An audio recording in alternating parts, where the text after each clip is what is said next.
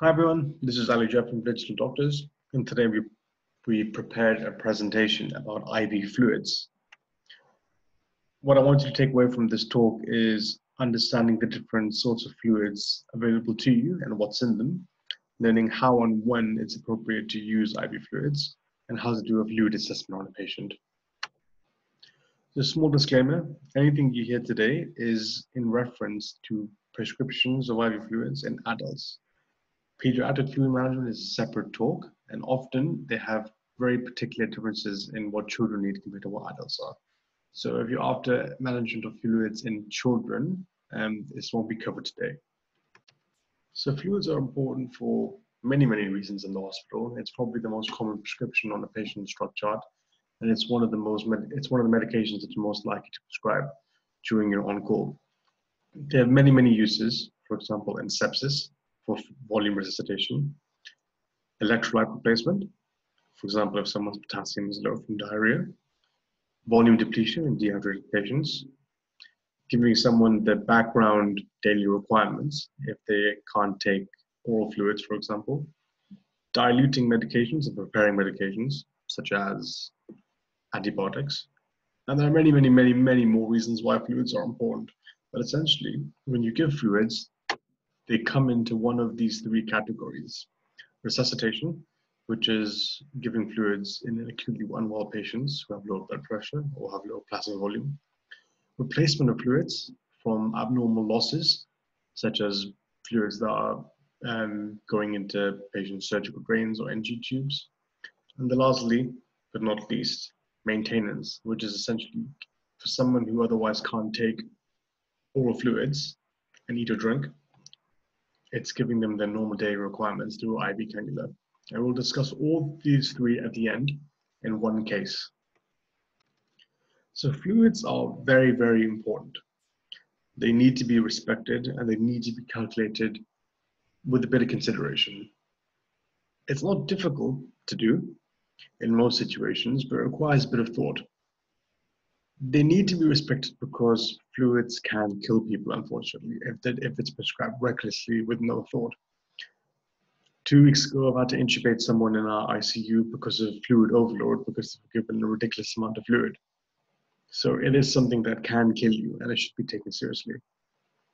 The main ways it does do this is by overloading the systemic circulation in the veins and the arteries, increasing your pressure inside the veins, and as a result, fluid leaks out into the circulation, out of the circulation, into places like the lung, for example, causing pulmonary edema.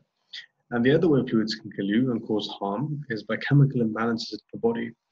For example, in normal saline, you can give potassium. If you give it too quickly, you can cause hyperkalemia and cause a cardiac arrest. If you give certain fluids too much, like dextrose, that hasn't got any sodium inside it, it can cause hypoatremia, which is low sodium, and that can cause detriment as well. So let's talk a little bit about where the fluid is in the body. And this is important to know because when you're considering replacing fluids, it's useful knowing where everything's going. So about 60% of the human man, is water, 50% of the women. Different studies and different books will give you different readings. Some people say it's 70%, which is fine. It can range. For the intents and purposes of this talk, I'm going to be referencing 60%. So a man is 60% water, a woman is 50%, which means in a 70-kilo man, 42 kilograms of that will be water. That's a hell of a lot. And when you take into account how much of the body is water and what water does, such as transporting nutrients around the body, getting rid of waste, thermoregulation, homeostasis, taking into account all its functions, one can argue water is actually the biggest organ in the body. And this percent of the water decreases with a lot of things, for example, age and weight. The heavier you are, the less your total percent body water is. That's mainly to do with fatty weight rather than muscular weight. Muscles are 75% water, whereas adipose tissue is 10%. And that's one reason why the female gender, it has less percent body water, because they tend to have a higher percentage of body fat. So there are two compartments where water is situated in the body. 2/3 of it is in the intracellular compartment, which is inside the cells. And 1/3 of it is outside the cells. And the extracellular fluid, which is what that's called, is divided into two further regions. So you have the intracellular, which is inside the cells, and the extracellular, and these are two compartments as well. The biggest compartment, which is about 2/3 of the extracellular fluid, is in the interstitium or interstitial fluid. That's essentially fluid that's not in the blood and not in the cells. It's in between, essentially. That makes most of the extracellular compartment. And then the intracellular compartment is the plasma, which is what's in the blood, essentially. And a very tiny fraction of the extracellular fluid is what you call transcellular. That's fluid, essentially, that you find between epithelial cells and layers, such as fluid that's in the gut wall or in the bladder, for example. So it's important knowing what the daily requirements of the average human are when considering what to give them. So for water, again, different people will tell you different things, and that's totally fine. It depends on the study. But the minimum requirements of water are essentially 30 to 35 mils per kg. Some people quote 25 to 30 mils. And if you want to follow that, that's totally fine. So what that means, in a 70 kilo man, if you were to do 70 times by 30, that means his daily input requirement is about 2,100 milliliters. And he can get this from food, or she can get this from food and fluid, but a small amount of it is what you call metabolic water, such as the water that's produced during respiration, or when you break down certain chemicals in the body, you make water with that, and you can utilize that. So that's the requirement for water. The requirement for sodium and potassium is also worth knowing as well. It's essentially 1 millimole per kg. So in some of that 70 kilograms, that's 70 millimoles. And the reason why this is important is because these two electrolytes are the ones that can cause a lot of damage. Obviously, there are a lot of other electrolytes, like magnesium, phosphate, which are important to know as well. And we can discuss that in a later talk. But if we were to discuss all the electrolytes, naturally this talk would get quite long. But for all intents and purposes, we'll focus on these two for this talk. So 1 millimole per kilogram. So the losses, you lose water in your urine, about 800 to 2 liters per day. A lot of that depends on your weights, your body chemistry, but the urine output is what's important. So the minimum urine output for a human should be 0.5 ml per kg per hour on average. So if you were to get a 70 kilogram man, 0.5 ml per kg, they should be passing about 35 mils per hour. Then if you were to times that by 24, they'd get to 840. So a 70 kilo man should be passing at least 840 mils per day, which makes sense considering that the lower range is 800. And also you lose some water in your feces, about 100 to 200 mils. And then there's something called insensible losses. That's essentially the losses that's very hard to calculate, to quantify. Things like what you lose during respiration, because you breathe out some water, and what you lose during daily sweating. That's about 600 to 800 mils. And knowing where fluid is lost is really important for being able to do a fluid assessment, as I will show you now. Because there's a lot of individual human factors and medical factors that can increase the amount that you lose from your insensible losses. For example, having a fever, with every degree increase, some studies say that there's a 10% increase in your insensible losses. We said that how you lose fluid in respiration. So if you have a higher respiratory rate, you can lose more fluid. Having open wounds post-surgery or burns, obviously you lose the lining of your skin. And if you have an open wound, you have heat emitting from your abdomen or wherever the open wound is. Naturally, when you have heat emitting, you have water emitting as well. You have third space losses. This is essentially when the body chemistry changes to a point that you're getting fluid in places that you're not supposed to get them. For example, retroperitoneal fluid. That can happen in pancreatitis and abdomen. And then tube losses, when someone has a chest drain or a surgical drain, getting fluids in them constantly, that's an abnormal loss. Blood, for example. If you have an NG tube, you can have stomach contents aspirating into that. That's an abnormal loss. Diuresis, if a patient, for example, has started ACE inhibitors or furosemide for their hypertension, and they pee out an excess amount of fluid, that's an abnormal loss. And with age, you tend to have increased sensible losses as well. So just a note about the compartments again. We spoke about the losses and the gains of the compartments. I wanted to highlight the interstitial fluid. The reason why I've started this is because this is more important than fluid overload when someone has a lot of fluid. This is the area that's going to get affected quite a lot, depending on what sort of fluid you give them. And this can end up in places like the skin, the legs, and the lungs, and that can cause a lot of problems. So interstitial fluid is of big interest to us. So let's go through how to do a fluid assessment and to see whether someone has a low fluid or a lot of fluid.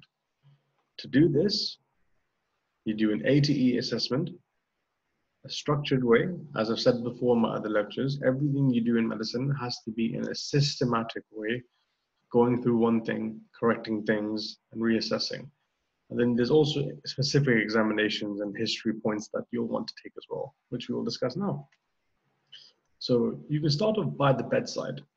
You can take a history of the patient, why they've been admitted. For example, if they've been admitted in for diarrhea and vomiting, they are prone of losing a lot of fluid. If they're post-op, especially if it's a major operation, like for bowel cancer, they can lose a lot of fluid from that because the abdomen's been quite open for a few hours. And also they lose a lot of blood as well. And you also want to look at their past medical history as well. For example, if someone is old and frail, they might have heart failure, so they can't handle a lot of fluid. You might want to ask the patient, are they able to lie flat normally, or do they need to sit up with pillows to go to sleep? Because that might indicate that their heart can't take a lot of fluid very well. You do some basic observations as well. A heart rate and blood pressure, a tachycardia, especially with low blood pressure, can be a sign that someone is quite significantly dehydrated and might have significant hypovolemia. You do a lying standing blood pressure as well. When lying down, someone's blood pressure might be fine, but when they stand up, the blood pressure might drop. That might be due to a lot of factors, but that can be because of low blood pressure as well. Having an increased respiratory rate, that can be suggestive of quite a few things actually. When you're hypovolemic and dehydrated and very unwell, the first thing that can go up is your respiratory rate. This tends to be the first thing that goes up anyway when you're unwell. But also a high respiratory rate, especially in the context of new oxygen requirements, low saturations of oxygen, can be a sign that there's fluid in the lung, i.e. pulmonary edema. So high respirate can mean both things depending on what it's been correlated with in examination and other observations. And have a look at the temperature as well, because having obviously fevers, as we discussed, puts you prone to losing more fluid. You do a fluid balance as well. You do the input versus output, and you see whether they're positive or they're negative. I'll explain this now. A positive fluid balance is as follows. For example, if you have given patients 2 liters of fluid into them, either oral or IV, and only 1 liter has come out, that's a sign that's not a sign, but it means that they're positive because more has gone in than going out. So the patient has a positive fluid balance. However, for example, say if a patient has 1 liter of fluid going in and 2 liters coming out, either by the catheter or NG tube or drains, that means more is coming out than is going in, and therefore they have a negative fluid balance. Now, what you aim for, whether it's positive or negative, really depends on the situation that you're in and what sort of setting you're in. I work in ICU, and we have a lot of patients with COVID-19 these days. And we aim for a negative fluid balance in them is because we want to avoid their lungs getting accumulated with fluid. So we try to keep them peeing well. But otherwise, in healthy patients, you want to aim to near neutral, essentially. But again, it can really, depending on the patient's situation, it can really change as to what you're aiming for. The important thing is for you is to be able to calculate whether they're positive or negative. But remember, being positive or negative is quite a relative thing, as I've already said. So what you want to do is calculate the hourly urine. And as we said, you want to aim for 0.5 mils per kg. Anything less than that is a sign that they're dehydrated. And don't just look for urine as output. There are other outputs as well. For example, fluid from diarrhea, fluid from NG tube, fluid from a chest drain. But once you've done that, look at the prescription chart, see what they've had, how fast they've had it, and what's inside it. Also look at the drug chart as well. Are they on any diuretics? That might make them pee unnecessarily. Remember, if someone's been given furosemide, they might have a really good urine output, but it's because they have a chemical that's dehydrating them. So that's worth considering as well. For example, someone might have a urine output of, say, 500 mils, and then you give them furosemide and they pass another 500 mils. Remember, that's you artificially taking away fluid from them. So it's always worth considering. And remember, when you are assessing fluids and how much has gone in, you need to assess all fluids. Things like IV paracetamol, antibiotics, and other medications. Patients can have a lot of them if they're unwell, and those things can accumulate. Obviously, it's hard to quantify in total how much they've had. And it's more important when it comes to heart failure, because all these things add up. So they might have had only 1 liter of IV fluids, but then when you combine things like paracetamol, antibiotics, the total of input actually might be a lot more than that. So if you're ever wondering whether someone's fluid overloaded, that might be why. Now your ADE assessment, I'll break it down for you. Wherever you can in medicine, try to break things down into ATE because it's very easy to remember. Their airway, look inside their mouth. Is it wet or is it dry? Having a dry mouth is a sign of dehydration. Breathing, listen over the lungs. Do you hear any crackles? That can be a sign of pulmonary edema. Do they have a high respite rate or do they have a new oxygen requirement? These are signs that they might be overloaded. Circulation, a tachycardia is an example of being dehydrated or hypovolemic. Look at the cap refill. That's when you press either on the finger or centrally onto the sternum for 5 seconds and see how long it takes for the color to come back when you let go. It should be under 2. And also have a look at their skin temperature. If they're hypovolemic, they might have a low skin temperature. But at the same time, if you give someone a lot of fluid, they might become cold because fluids aren't always necessarily temperature controlled. And have a look at the jugular venous pressure and between the 2 heads of the sternocleidomastoid mastoid. If it's really raised to the jaw, for example, that might mean that they're overloaded. It should be 3 centimeters from the sternum, I believe. D, I put for, do they feel thirsty? Ask them, do they feel thirsty? If a patient tells you that they feel thirsty, that's a sign that they're dehydrated. And look for other things like confusion or low GCS, because that might mean that the brain isn't being perfused. E for exposure, have a look at their temperature, and have a look for any swelling, any limb swelling or edema, such as in this picture. This is what you call pitting edema. That's a sign that there's excess of fluid in the body and it's accumulating in these abnormal spaces. And have a look generally if they have anything that might be accumulating fluid, like NG tubes, surgical drains. Have a feel for the abdomen as well to look for any ascites. And a tip that I was taught when I was in F1 is have a look at the axilla as well, because that's apparently one of the first places that wants to get dry, especially in children who can't necessarily communicate to you or patients that can't communicate to you. So once you're done with your assessment, you can do some investigations to help you assess their fluid balance and as to whether they're dehydrated or hyperhydrated, overloaded rather. You can do some blood tests such as urea and electrolytes, HB and lactate. With urine and electrolytes, if someone has low volume and dehydrated, it might rise. There is some considerations that you need to think of when you're looking at someone's urea and creatinine. For example, if they're both significantly risen, that might mean that they have an AKI. With an AKI, we look at creatinine especially. That can be a big indicator as to whether someone has a renal injury because of a lack of perfusion into the kidneys. So if they're both quite raised, that might mean the kidneys aren't getting enough fluid. But there's something you can do called the urea to creatinine ratio. Now, the way this works is that, so when creatinine is excreted into the urine, none of it is reabsorbed by the kidney. But with urea, because the kidney likes to reabsorb some water if someone's dehydrated, some urea can be reabsorbed into the bloodstream as well.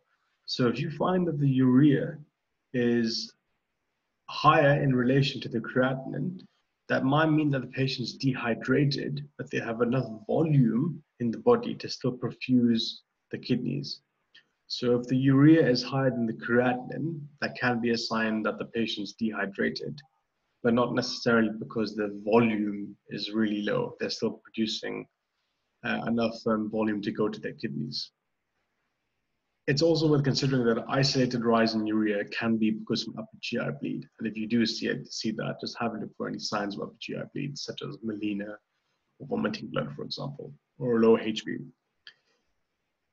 In dehydrated patients, especially if the internal volume is very low, the HB can become concentrated. So they might get a high HB as opposed to a low one.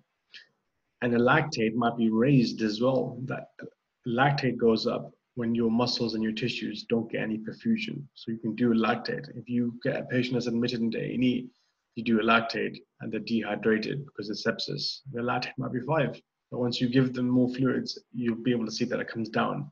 So it's a good way to assess response to therapy, provided it was high in the first place. Now, before we go on, I just want to demonstrate the difference between dehydration and hypovolemia. They're often used interchangeably, but there is a subtle difference between them. Dehydration is essentially when your intracellular compartment, i.e. your cells, lacks water, and as a result, they're not hydrated. That's what you call dehydration, and that's what gives you the symptoms.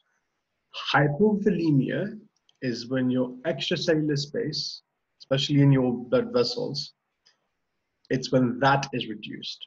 So for example, if someone comes in with an accident and is bleeding from their arm and they've lost about half a liter of blood, you wouldn't call that patient dehydrated. You'd call them hypovolemic.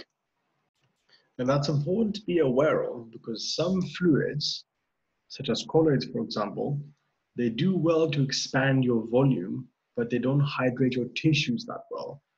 And the other way, dextrose, for example, and we will talk about this in a bit more detail.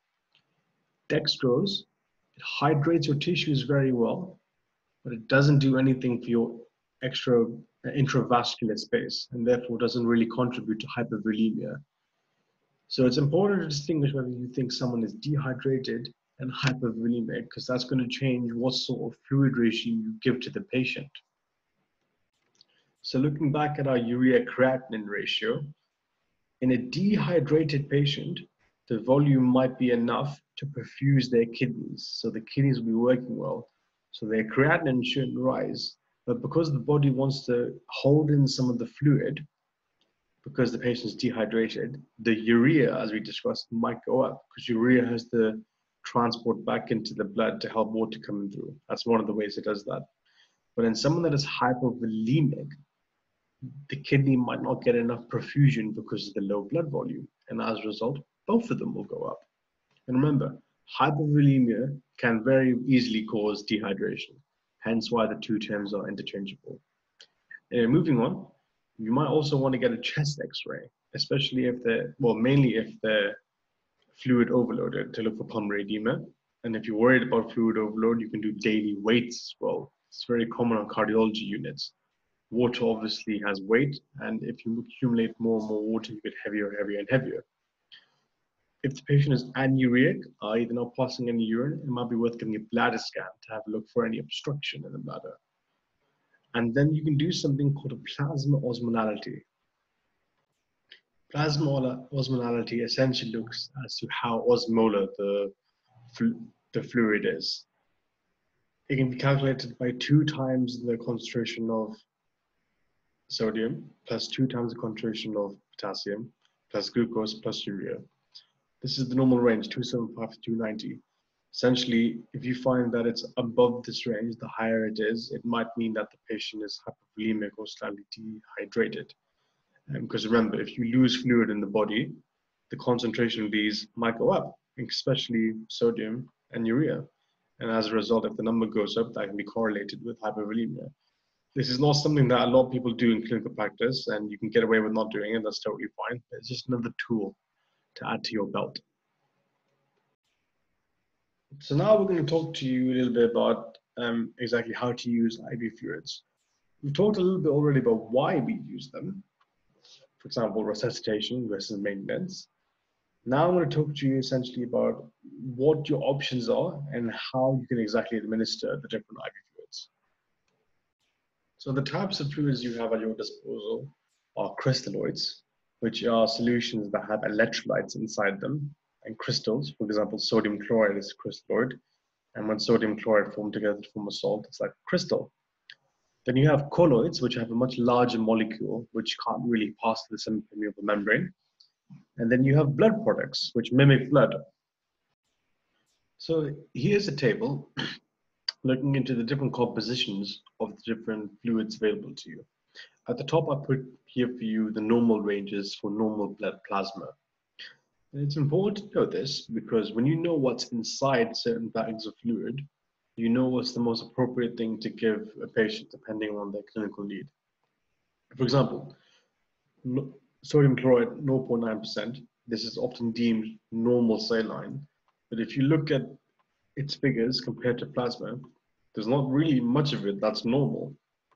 It's got a much higher sodium requirement, sodium amount than blood, and the pH is quite acidotic compared to that of plasma pH. That's not to say it's unsafe to give. Just keep in mind that if you're giving someone a lot of sodium chloride, you're putting them at risk of giving them a lot of sodium as well. And also you're giving them something that's quite acidotic. You might see in clinical practice that patients that come in with dehydration and hypovolemia might have a low pH, and they get given sodium chloride and it improves their pH. It's because it's essentially increasing their blood volume and perfusing the organs. And that's why that patient got acidotic. And when you increase the perfusion because of the hypovolemia, the pH will normalize. So this is not, it's not unsafe to give.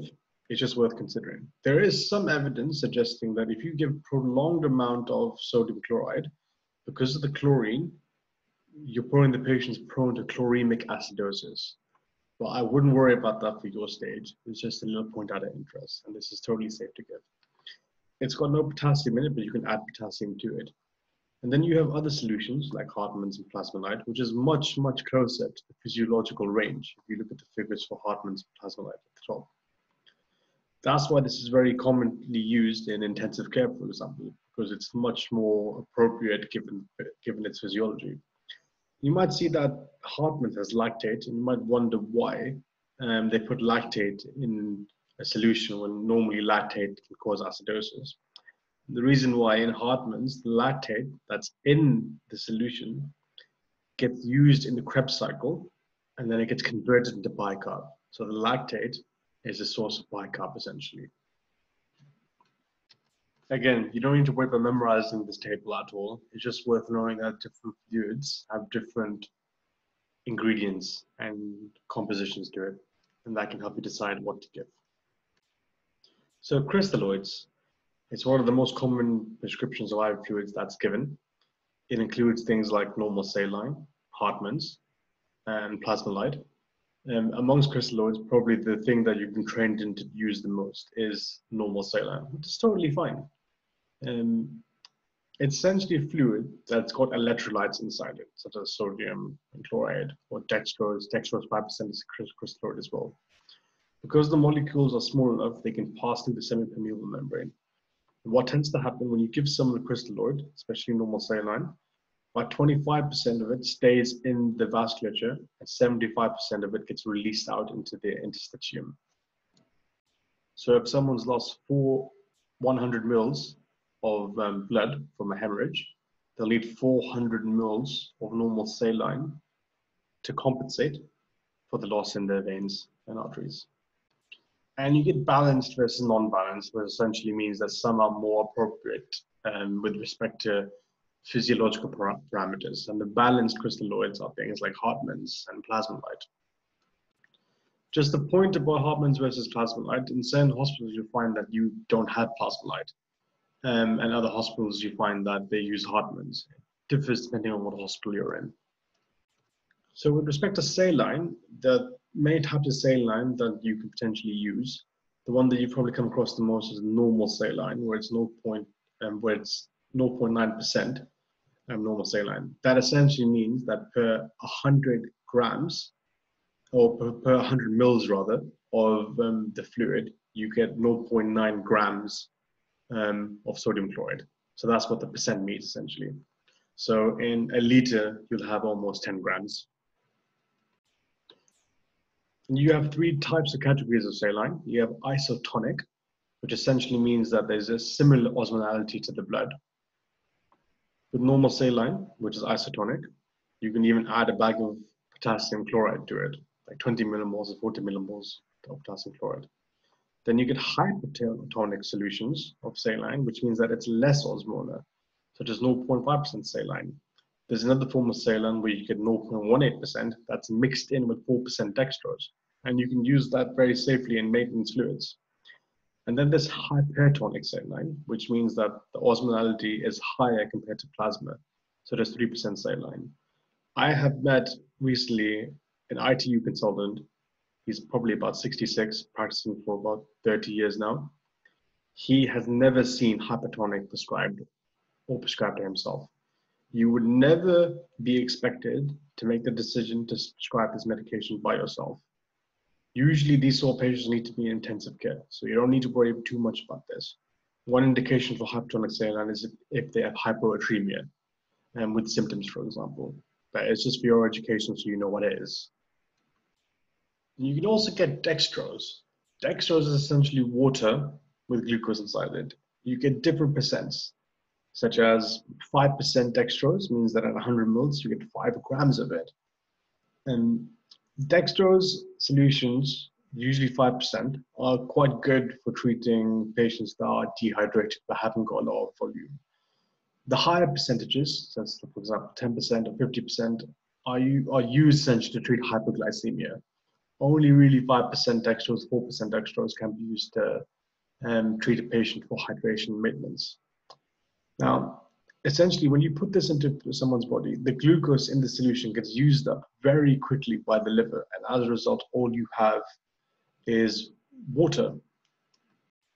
And when that glucose gets used up and you have that water that's remaining, that equilibrates very swiftly across the membrane of the vessels into the interstitium and then into the cells. So as a result, only about 1/12 of it actually stays within the vessels itself. And therefore, it is completely useless in the situation of resuscitation. If you need to get fluids into someone very quickly, it's totally useless, simply because none of it stays in the veins. And you can add potassium to these bags as well. So you can write up dextrose with 40 millimoles of potassium. Now, because of how much water it has inside in comparison to the no electrolytes, if you give a lot of it, it can cause hypoatremia because you're not replacing anyone's electrolytes. And one of the uses for that actually is that if you are treating someone with low sodium and their sodium is increasing too fast, remember, if you increase someone's sodium too quickly, you can result in brain damage. And so dextrose, you can take advantage of the fact that it causes hypoatremia by giving them a small bolus of dextrose and preventing the rise in sodium. So that's probably too complex for this talk. Now, because it equilibrates through the 3 compartments quite well, it's very good for hydration and maintenance, but it has no place in resuscitation of a patient or replacement of acute losses.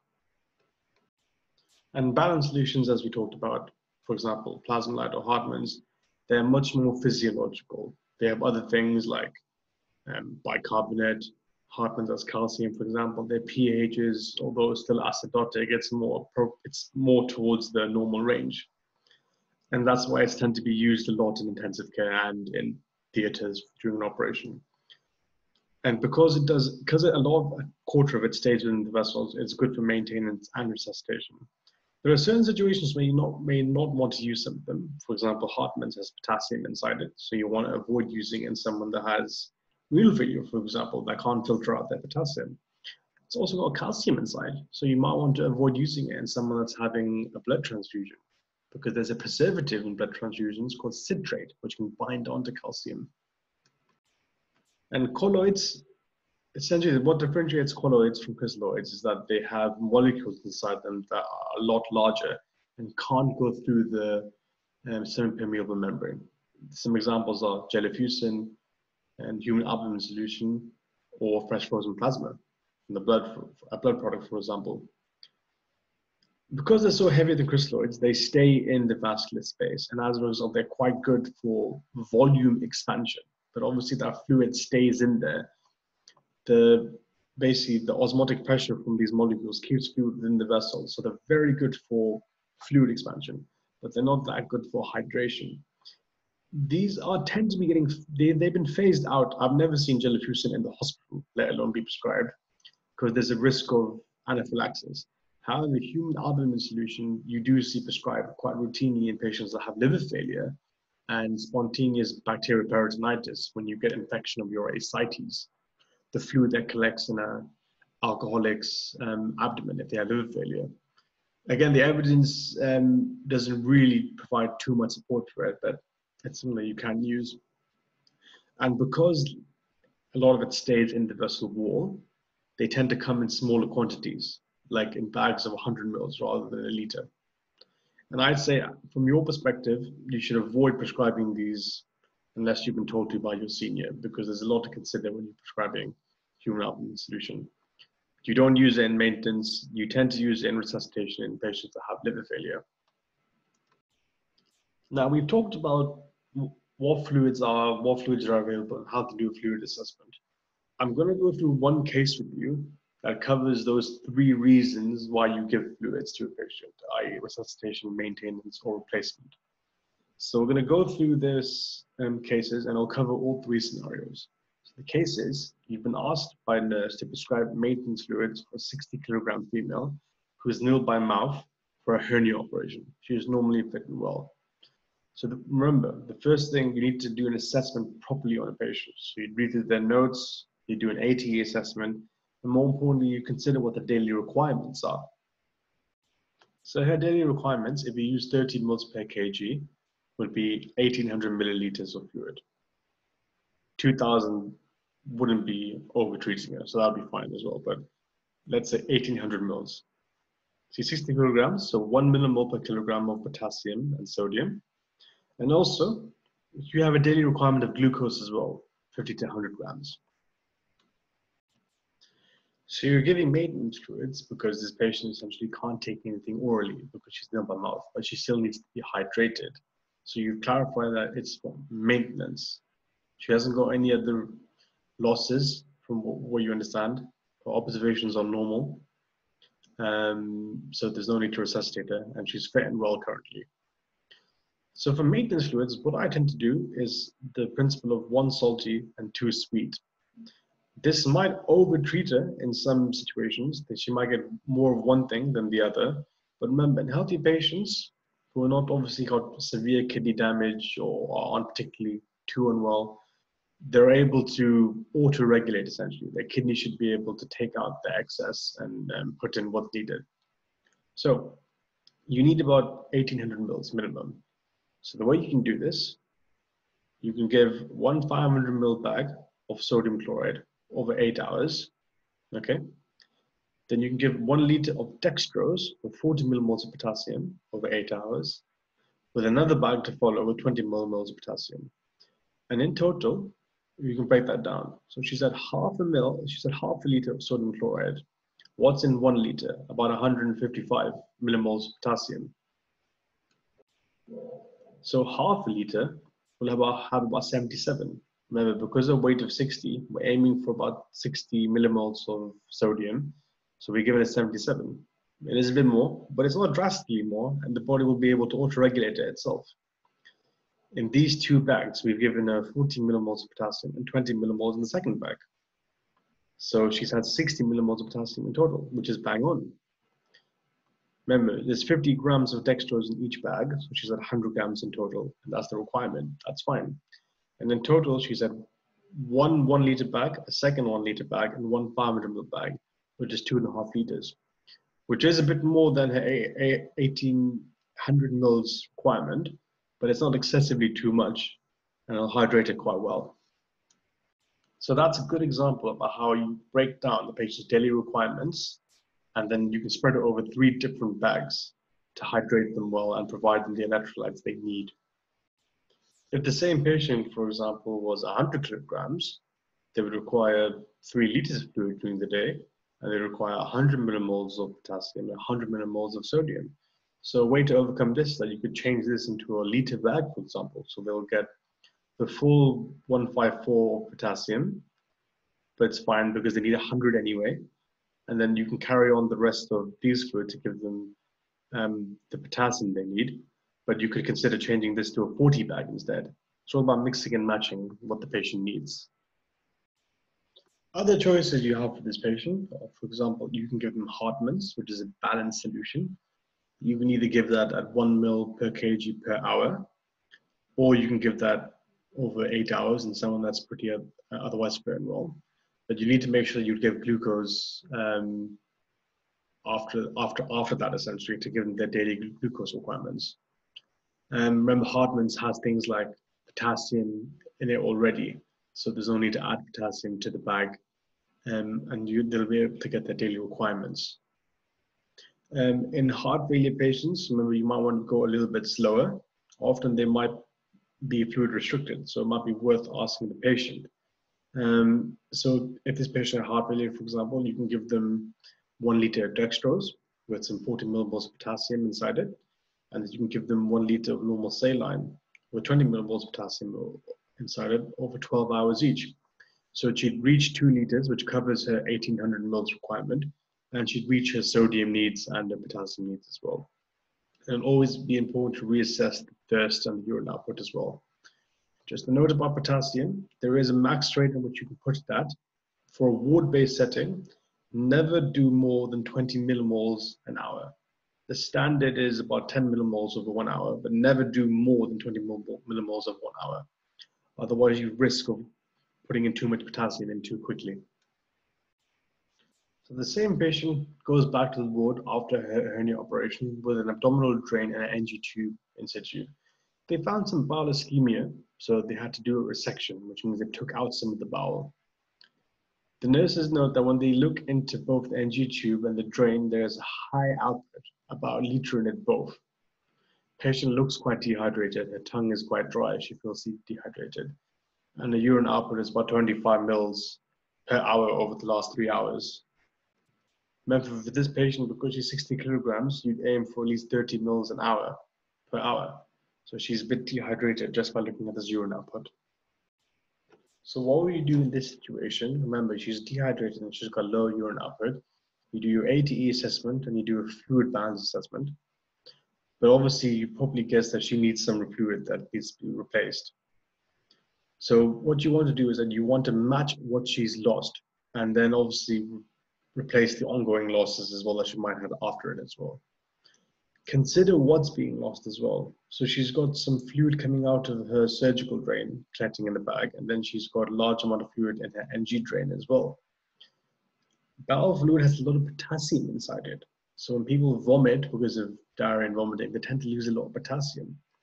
So giving her just a bolus of saline, although it can help with the urine output, it might not correct any potential losses in potassium. So aiming for something like Hartmann's in this situation, you can give 500 mils and reassess, or you can give a liter, depending on how unwell the patient is, and then constantly reassess. It might be worth doing a VBG before and after all this as well. Venous blood gas, it can tell you the patient's potassium and their pH and their lactate.